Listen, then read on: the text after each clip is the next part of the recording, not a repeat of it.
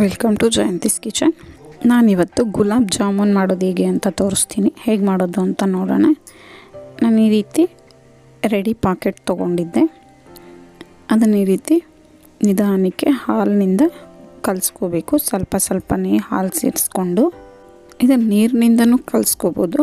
ಹಾಲಿಂದ ಕಲಿಸೋದ್ರಿಂದ ಸಾಫ್ಟಾಗಿ ತುಂಬಾ ಚೆನ್ನಾಗಿ ಬರುತ್ತೆ. ಜಾಮೂನು ತುಂಬ ರುಚಿಯಾಗಿರುತ್ತೆ.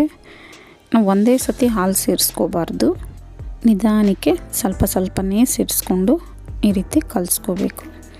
ಈಗ ಕೊನೆಯದಾಗಿ 2 ಟೇಬಲ್ ಸ್ಪೂನ್ ಎಣ್ಣೆ ಸೇರಿಸ್ಕೊಂಡು ನೀಟಾಗಿ ಅದನ್ನು ನಾದ್ಕೊಬೇಕು 5 ನಿಮಿಷ. ಈಗ ಇದನ್ನು 5 ನಿಮಿಷ ನೆನೆಯಕ್ಕೆ ಬಿಡೋಣ. ನೀಟಾಗಿ ನಾದ್ಕೊಂಡಾದಮೇಲೆ ಈಗ ನಮ್ಗೆ ಯಾವ ಸೈಜಿಗೆ ಬೇಕೋ ಆ ಸೈಜ್ಗೆ ಈ ರೀತಿ ಉಂಡೆಗಳು ಮಾಡ್ಕೊಳ್ಳೋಣ.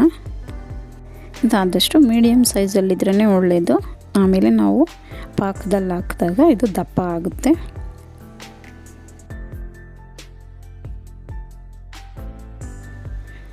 ಈಗ ಉಂಡೆಗಳೆಲ್ಲ ಮಾಡ್ಕೊಂಡು ಆಗಿದೆ. ಇದು ಬೇಗ ಮಾಡ್ಕೊಳ್ಳೋ ಸ್ವೀಟ್ಗಳಲ್ಲಿ ಜಾಮೂನು ಒಂದಂತಲೇ ಹೇಳ್ಬೋದು. ಅಷ್ಟು ಬೇಗನೆ ಆಗುತ್ತೆ. ಈಗ ನಾನು ಈ 4 ಲೋಟದಷ್ಟು ನೀರನ್ನ ಸೇರಿಸ್ಕೊಂಡು ಸ್ಟವ್ ಮೇಲೆ ಇಟ್ಕೊಂಡಿದ್ದೀನಿ. ಇದನ್ನು ಚೆನ್ನಾಗಿ ಕುದಿಸ್ಕೋಬೇಕು. ಇದಕ್ಕೆ ನಾನು 3 ಕಪ್ಪಷ್ಟು ಸಕ್ಕರೆ ಸೇರಿಸ್ಕೊತಾ ಇದ್ದೀನಿ. ಸಕ್ಕರೆಯನ್ನು ಇಷ್ಟಪಡೋ ಜಾಸ್ತಿ ಬೇಕು ಅಂದರೆ 4 ಕಪ್ ಸಕ್ಕರೆ ಸೇರಿಸ್ಕೋಬೇಕು 4 ಲೋಟಕ್ಕೆ. ತುಂಬಾ ಚೆನ್ನಾಗಿರುತ್ತೆ. ನಾನು ಜಾಸ್ತಿ ಬೇಡ ಅಂತ 3-3.5 ಒಳಗಡೆ ಸೇರಿಸ್ಕೊಂಡಿದ್ದೀನಿ.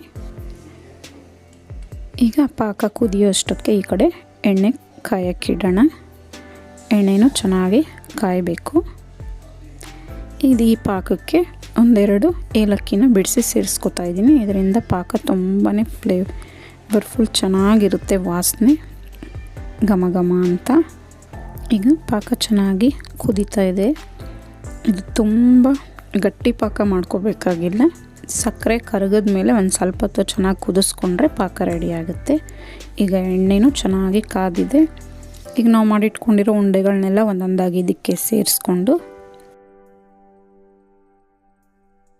ಗೋಲ್ಡನ್ ಬ್ರೌನ್ ಬರೋವರೆಗೂ ಚೆನ್ನಾಗಿ ಫ್ರೈ ಮಾಡ್ಕೊಬೇಕು. ನಾನೆಲ್ಲ ಉಂಡೆಗಳೂ ಸೇರಿಸ್ಕೊತಾ ಇದ್ದೀನಿ. ನಿಧಾನಕ್ಕೆ ಬಿಡಬೇಕದ್ರಲ್ಲಿ, ಇಲ್ಲಾಂದರೆ ಕೈಗೆ ಸಿಡಿಯುತ್ತೆ ಎಣ್ಣೆ. ಮೀಡಿಯಮ್ ಫ್ಲೇಮಲ್ಲೇ ಬೇಯಿಸ್ಕೋಬೇಕು. ಜೋರು ಉರಿ ಇಟ್ಟರೆ ಸೀದೋಗುತ್ತೆ, ಒಳಗಡೆ ಬೆಂದಿರಲ್ಲ.